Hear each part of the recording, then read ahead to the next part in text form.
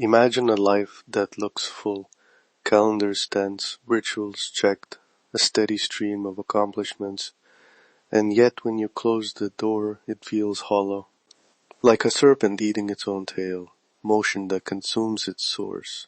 The more we do, the less we become, until doing has become the identity itself. Welcome to the Pattern Recognizer. Most people are running programs they never chose, patterns inherited, programmed, and unconsciously repeated. Today we expose one of those patterns, see exactly how it works, and discover the precise shift that can set you free. Let's begin. I call it the Ouroboros of doing. The pattern is simple and seductive. Action becomes the proof of value. You overschedule to avoid feeling, you layer rituals that never land, and you wear productivity like armor. In money, this looks like constant side projects that never change your relationship to worth. In relationships, it looks like constant activity, planning dates, fixing logistics, doing instead of presence. In spiritual life, it looks like checklist, devotion, long practices that feel impressive but produce no inner shift. Most people don't see it because they're living inside it. The outer motion obscures the missing center. How does this loop form? Psychologically, there are three engines. First, avoidance. Action distracts from the discomfort of facing oneself. Second, identity anchoring. We stitch our self-worth to patterns of doing, so stopping feels like losing ourselves. Third, reward scheduling. Small achievements release dopamine, which trains the brain to seek motion as its primary reward. Those engines lock together. Avoidance produces action, action rewards the avoidance, identity hardens around the motion. That's the mechanism. Over time, the nervous system learns to equate movement with safety, so stillness triggers withdrawal, anxiety, or the impulse to do something again. Now step into an esoteric map. Picture a closed circle, the ancient image of the Ouroboros. Sacred geometry calls that closed loop energetically inert.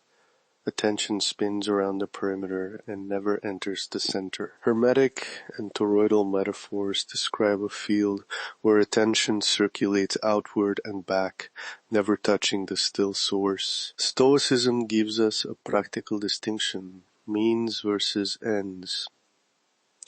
If motion becomes the end, you've inverted the axis. Zen asks, is the action right because it arises from presence?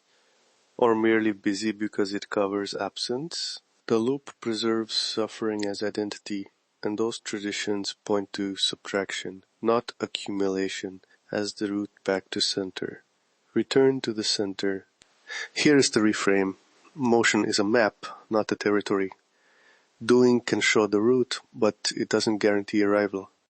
Adding more action is often an attempt to change volume when the problem is axis, the place from which action emerges.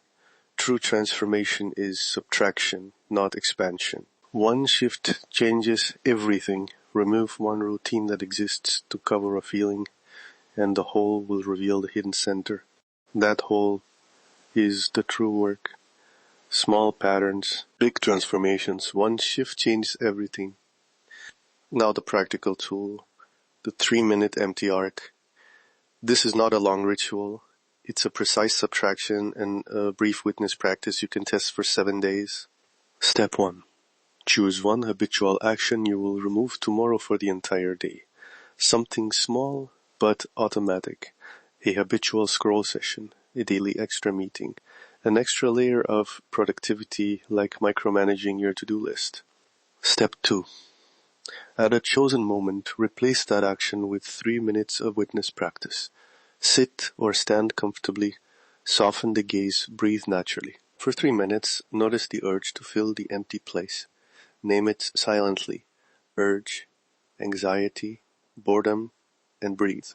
Do not analyze, simply note sensations. Tightness, wanting, the thought that says you must act. Then return to the breath.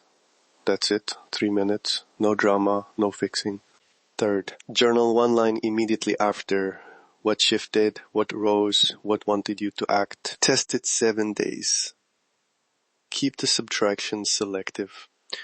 Do not throw out practices that reliably cultivate presence. Instead, remove that one thing that exists to prove you. Observe the feedback, subtle changes in appetite, clarity in conversation, less reactive scheduling. If you find panic or overwhelming discomfort, reduce the subtraction or shorten the witness window. This is discernment, not punishment.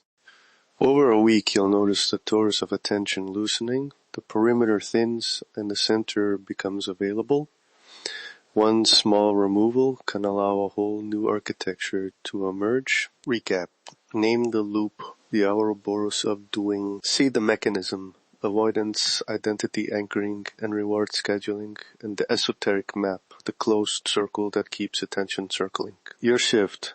Subtract one habitual action, practice the 3-minute empty arc, and journal one insight each day for 7 days. If you want the full architecture, explore my library at desmarques.com for deeper patterns and precise practices. That is the pattern.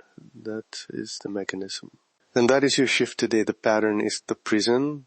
Awareness is the key. I'll see you in the next episode.